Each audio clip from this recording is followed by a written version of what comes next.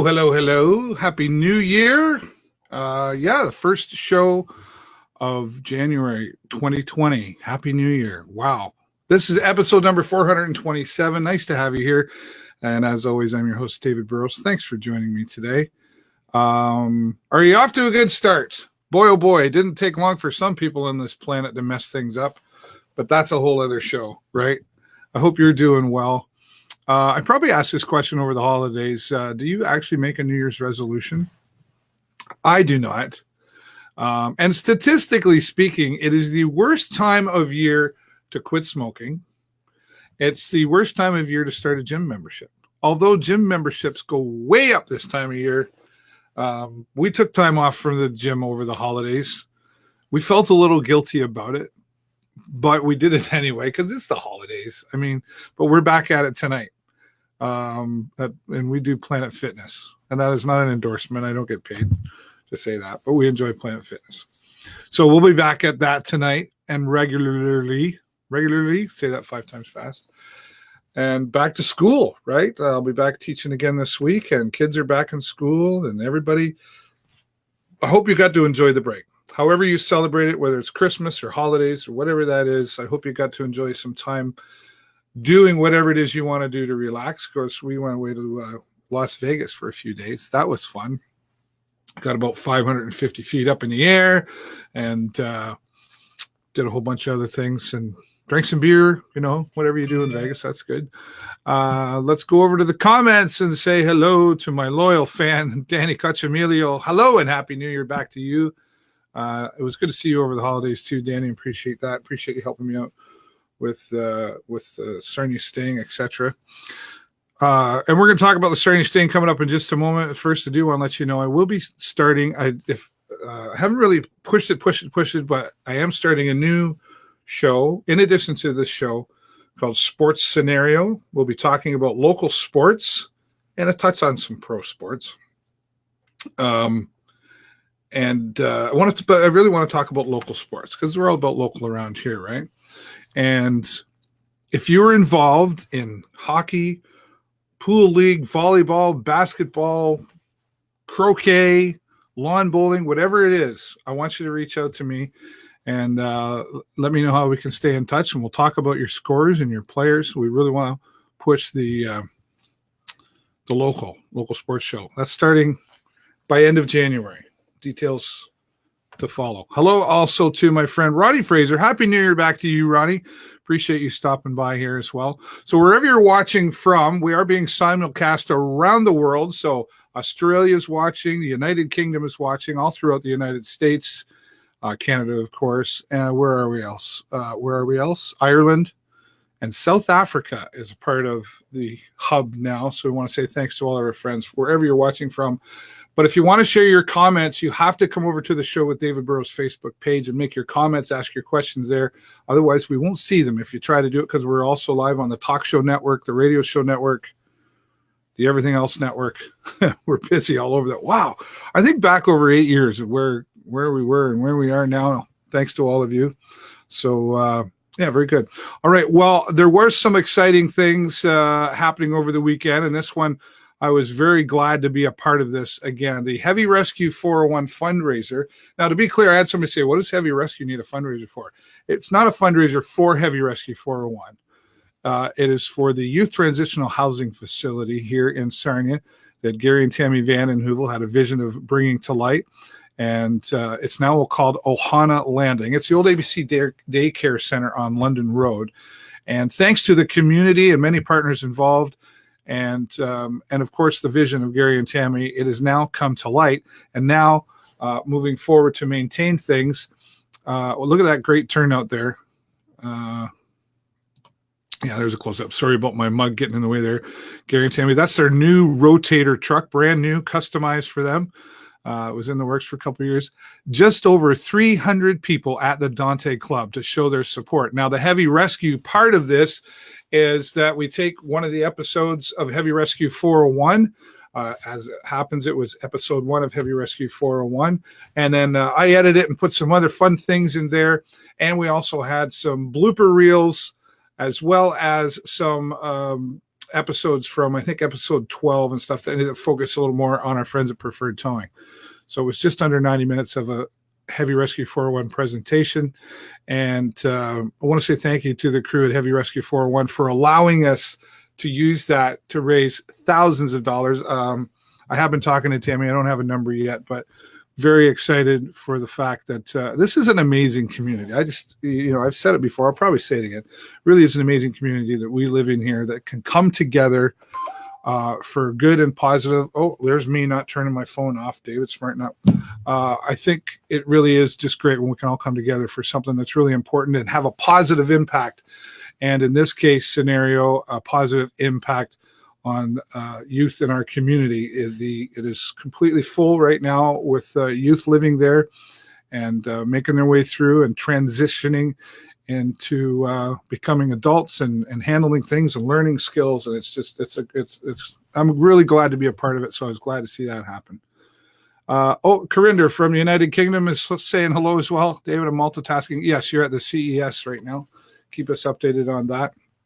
And again, I will say congratulations to Gary and Tammy and Ohana Landing. Ohana, by the way, is Hawaiian for family. So what a great way to name that. We'll be following up more when we get a number of the thousands of dollars that were raised, many community partners and title sponsors involved in all of that.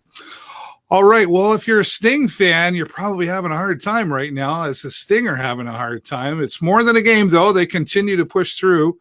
And this is your Sarnia Sting recap, brought to you by Oswald's Diner, located on Plank Road, and our friends at Active Ears Hearing Center, where better hearing begins with you. Let's take a close-up look at the scores. Wow, having a tough time. It started off with the Owen Sound attack earlier this week, this past Friday.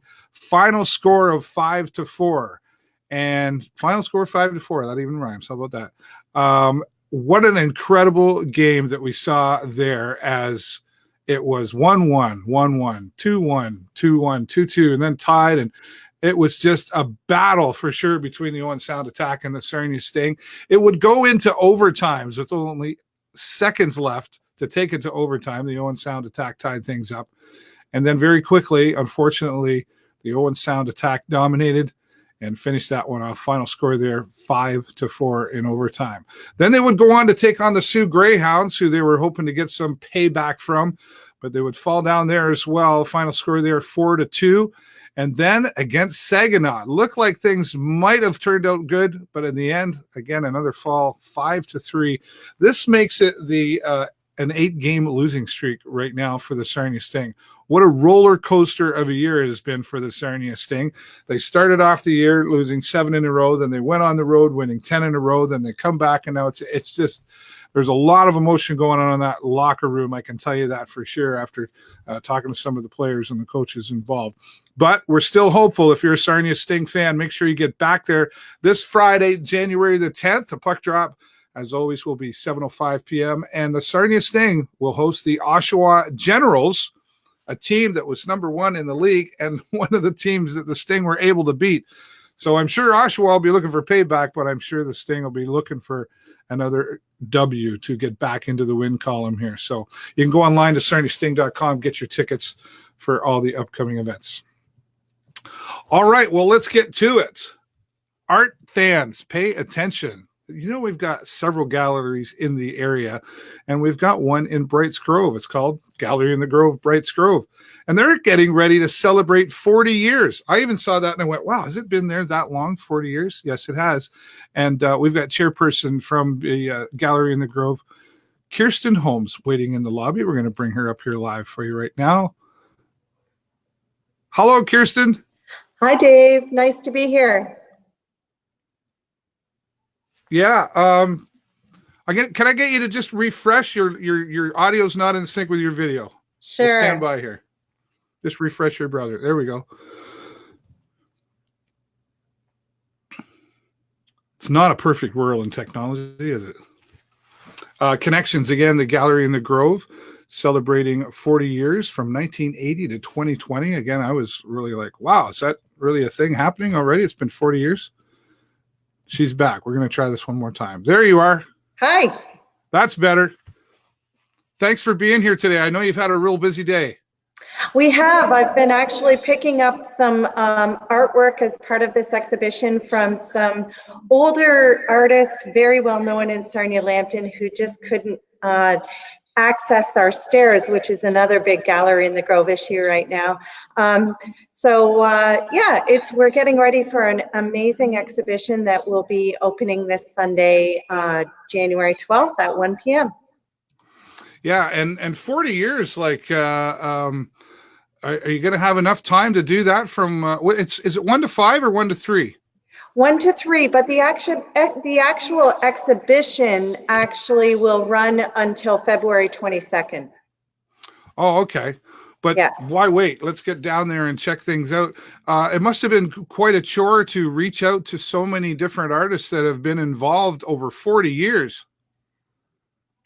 You know what? And I have to be honest with you, Dave, there's certainly probably some artists we weren't able to reach out to. Yeah. But in fact, we've already been talking about a Connections 2.0. But we do have a really great breadth of artists. So the piece actually behind me is by a well-known local artist, Dave Moore. Okay. He's been a huge part of Gallery in the Grove for a long time, but we have other artists including Jane Hunter, Ian McLean, Leonard Seagal, so many, Jay Allison, Roby Show, Mary Groombridge, her daughter Rachel Groombridge. We have a couple of really cool connections with this exhibition is called. We have Ariel Lyons, who was a former board member. She's a retired art teacher from Petrolia's LCCVI. She's participating in the exhibition. She's since moved to Ottawa, but when she was teaching out at LCVI, one of her students was a guy named Ben Skinner. And Ben received one of our scholarships, and he moved on to doing his master's in fine arts. This is a super cool story. So 2 things. He is the national director for the store Aritzia in Canada. He is in charge of all of the window displays in every Aritzia store across Canada. So that's his professional job. He's still a working professional artist, and he sent in 3 pieces. So Ariel Lyons was his teacher, and he's probably most famous for in Sarnia is, you know, at the Judith and Norman Alex Art Gallery, the ramp going upstairs with the word installation that says, "Show me with your arms how much." Oh yeah, right. So that's Ben's work. Oh, wow. Yeah, so he submitted 3 excellent pieces. So we've got, we have Ian McLean's daughter also, who is a scholarship recipient, Paula. So kind of the ages ranging from in their 20s to now in their 80s are some of the artists that are participating in this exhibition. It's got to be really rewarding to see the response that you're getting for this as well. You know, a lot of times we take on projects, you're like, well, how's this going to go? So it seems like you've gotten a pretty good positive response to it from the artists that you've been able to contact. You know, one of the things I've learned about art, just as an observer, because I'm not an art guy, I can't that's respect people. So guys like me really appreciate it even more. But there's so many stories that are attached to art, whether it's painting or photography or popsicle houses, whatever. Sure. You know, there's always a story happening there. Will a lot of these artists be attending this as well? I mean, obviously they couldn't all be there, but many of them will be. I would probably say 80% of the artists will be in attendance on Sunday. I'd like to think so. Yeah. So people will have an opportunity to come up, meet them, hear the story behind the work. And even just when you say about not understanding art, it's funny because we are a completely volunteer operated gallery, Dave, since 1980. And one of the things when we are recruiting volunteers, we call them volunteer staffers. People say, well, I don't know anything about art. I'm not an artist. And we say, that's okay. It's the best job in the world to sit up in this beautiful gallery. Yeah. The windows are beautiful. You can actually see the lake from the back of the gallery rooms. And all you have to do is greet people. We always have bios of the artists. We always have information about the artwork. So visitors always will just have a friendly volunteer face here up at the gallery. Yeah. And like you say, even though if you're not an artist, you can still appreciate the art. And 100%. it's just a nice experience. I have to honestly admit, I've never been into the gallery in the Grove. Oh, come on. I know it's terrible. We appreciate this plug, though. Trust me. Well, no, I appreciate it. I mean, I've talked to a lot of people about it from photography, like Glenn Ogilvy has often talked about it, and different artists that I do know. And so when this popped up, I was like, oh, wow, we've got to do something about this. Thank you. 40 years, again, I was wowed by the fact that it was there that long, but I guess that just shows my own age. Can I tell you a little bit more too about our absolutely. gallery? We've got 10 minutes here. You go right ahead. Awesome. Okay, so it was started by a group of women whose husbands had been brought here through Chemical Valley. Okay. And they took up residence in Brights Grove, and they became friends. One of the founders, her name was Nan Punnett, and they loved art, and they were looking for volunteer art opportunities it was then Gallery Lambton, and there weren't any. And so they identified this space on the second floor of the Faithhorn House, which on the main floor is the Brights Grove Library. Okay. And they worked with the county because it was owned by the county at the time, and asked the county if they could have this space to run an art gallery. And the county said yes.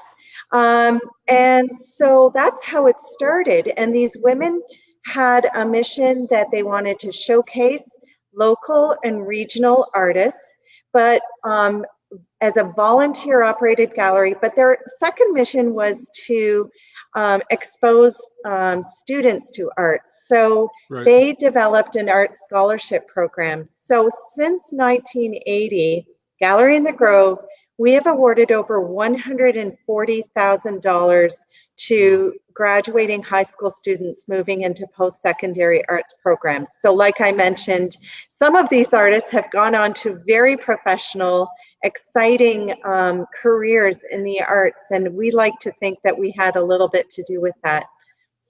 Absolutely. So these women, so we've been going for 40 years. We're still, I'm a volunteer. We have a volunteer installation team. We have a volunteer hospitality team. We have a volunteer coordinator team. We offer bus trips about twice a year, and we raise money to be able to give these scholarships.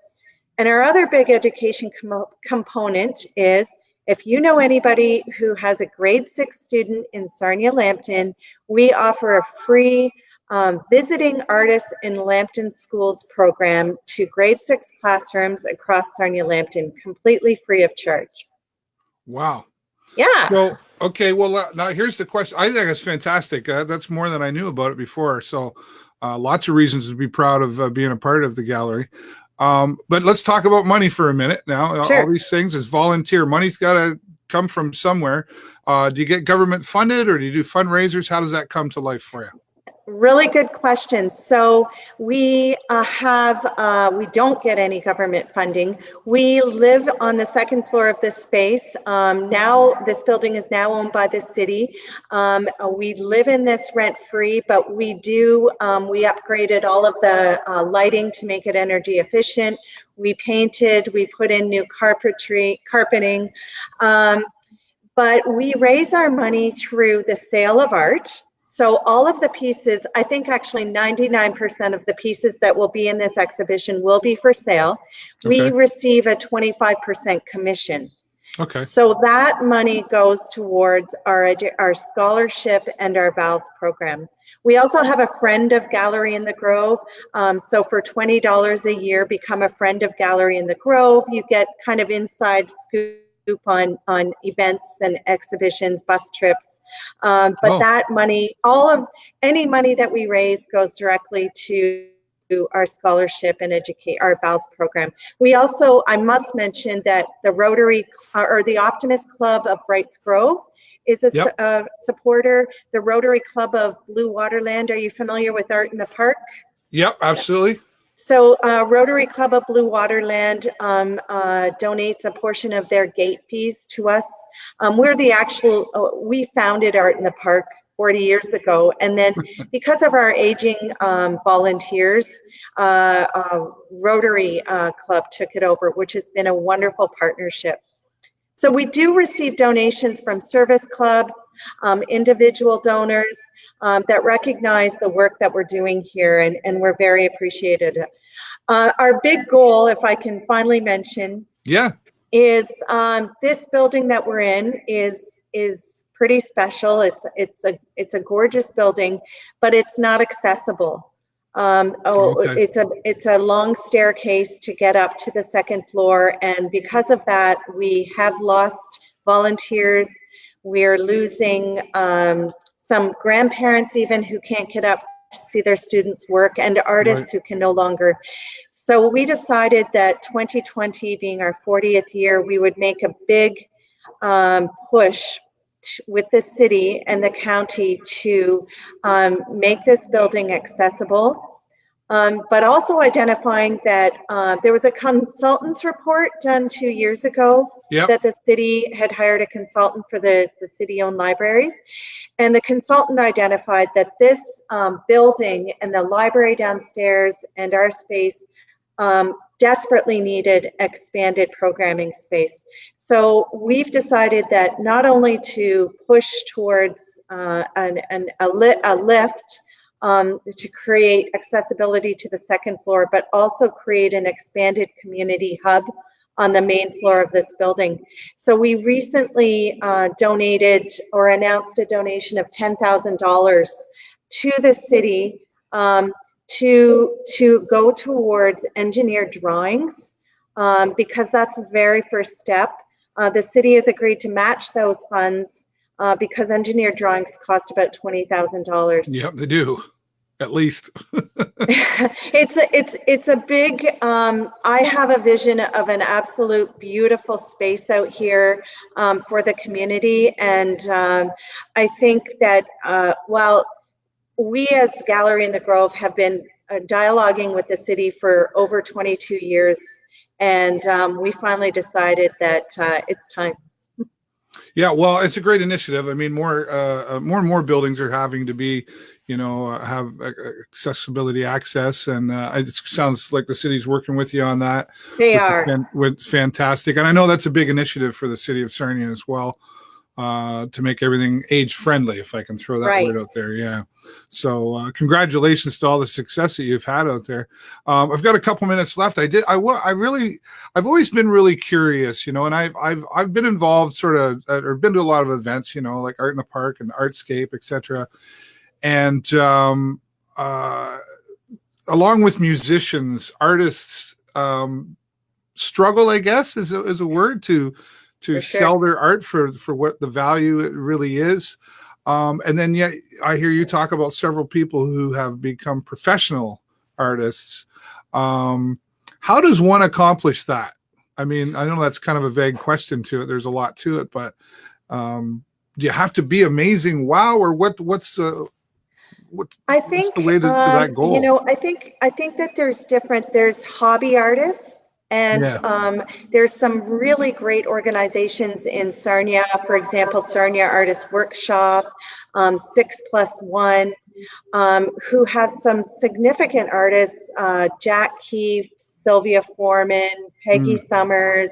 There's some great artist groups locally that do get opportunities to showcase their art. If you want to go to the next level, and for example, Paula McLean, Ian McLean, Ben Skinner, you go to school most of the time.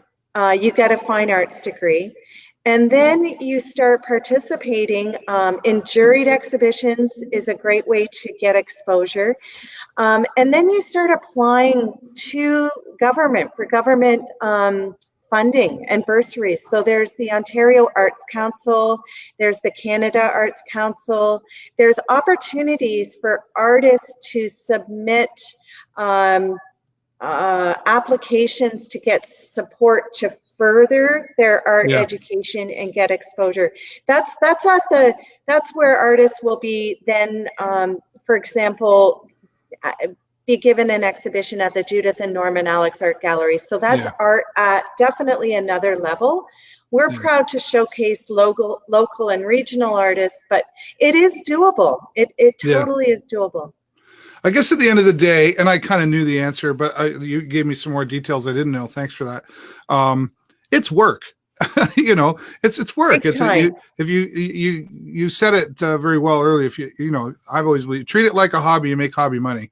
Treat it like a business or a career, then there's more opportunity in front of you. But there's a lot of sweat equity involved in the beginning as well too. And I really, just to your point about that is, when an artist puts a value on their work, I think that's really important to recognize that, people need to, or not need, but should recognize that if an artist is asking $1,000 for a piece, maybe that artist has spent 20 hours, 40 hours on that piece. So if you break that down and you recognize the materials and the education that they've taken to,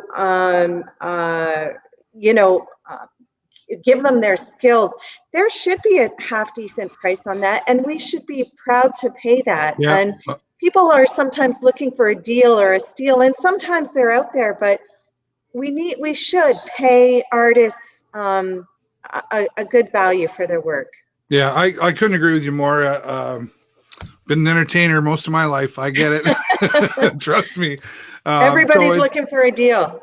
Yeah, well, and that's okay. Look for a deal. But I've been to, and I've talked to some artists. They say people come up. The sticker says 500.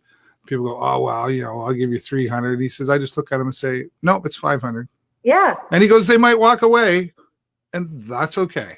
Yeah. He says, so that we could do a whole show on that one there. But, well, and it's important to show the value and appreciation for sure. And one more really quick point too is, I know you do a lot of sports shows, and talking about sports, one of the artists that has submitted work, his name is Trevor Jameson, and he is a local high school artist, or a high school art teacher. He does really incredible fine pencil drawings, and he submitted a piece of Tim Horton with the Stanley Cup. Oh, yeah. And it is unbelievable. The detail is crazy. So sports fans, you can still come to an art gallery and see some beautiful work. Well, tell all your artists that to get in touch with me. I'm happy to put them on here and showcase their work and spread the word more about them. We will do that. For sure, 100% do that. Thank you so much for your time, Kirsten. I know you've had a busy day, but maybe this was helpful to maybe relax for a few minutes. It was actually. Thanks for your patience with me. No problem. Thanks, and we'll look forward to seeing you at Connections. Okay, thanks, Dave. All right, bye for now. Yes, Kirsten Holmes, she is chairperson for Gallery in the Grove. And just another reminder that is coming up this Sunday, January the 12th, from 1 to 3 p.m. at Gallery in the Grove, celebrating 40 years. What a great opportunity to get out and see some fantastic artwork and pieces. Thanks again, Kirsten. We'll look forward to talking to more of the artists. And now, speaking of more artists, we're going to talk more art, but we're going to talk about it on the music side of things. Very, very excited to have this lady with us here today, joining us in the lobby. We'll get her up here. Everything's sort of working today. Are we there yet? There she is. Fernanda Cunha, thanks so much for being here. Thank you. Nice meeting you. Did I say your name right? Yeah, Fernanda. Fernanda. Okay, very much. And you are a Brazilian singer. Yeah. And we just sort of, I guess we kind of just connected by accident on Facebook or whatever. I'm really excited. I've been watching your videos, and you've got a masterclass. We've got a lot to talk about. But first, just kind of give everybody a background on who you are. Yeah, I am from Brazil. Actually, I graduated in psychology more Oh, than 20 years ago. okay. And yeah, I came from a musical family. My mother was a singer, my aunt is a composer, my grandmother was a pianist. So I grew up in this kind of environment, but I felt it was very hard to survive from music, especially in Brazil with this kind of music, jazz and Brazilian popular music. So I decided to take psychology and I got it. And I studied psychology, graduated, and worked as a psychologist for 3 years. And then I gave up and I jumped into music. Yeah, I became a singer. And I've been singing for more than 20 years and touring all over the world, especially Canada. I used to come to Canada once a year since 2005. Wow. And you have a beautiful voice, I have to tell Oh, you. thank you. And I'm glad we connected for many different reasons, but it's not the typical type of music that I would get up and go, oh, can't wait, I gotta turn that on, whatever. But then when I listened to it, I went, wow, like why am I not listening to this beautiful voice and this? And not only that, this type of music. Oh, Um, thank you so much. I love to be here in Canada performing. It's very special because I used to, as I told you, I used to perform in some other countries, but Canada is so special because you like everything. So yeah, you have an open mind. So you go to the concert and you just want to listen something good. So you're not judging. So when I perform in the United States, for example, they like bossa nova and samba. They like right. everything too, but more bossa nova and samba.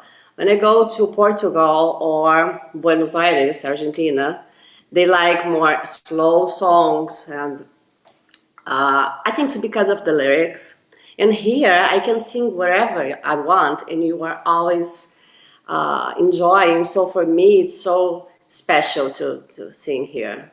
Well, that's great, and you can honestly say that, I guess, because you've traveled so much and experienced different cultures, right? Yeah. I've got one of the videos you sent me here. It's not the one I was originally going to do, Candy, but the other one. Okay. I'll play. Let's just stand by. We're going to play a little bit of that right now. We want to give you something of Fernanda to listen to and enjoy.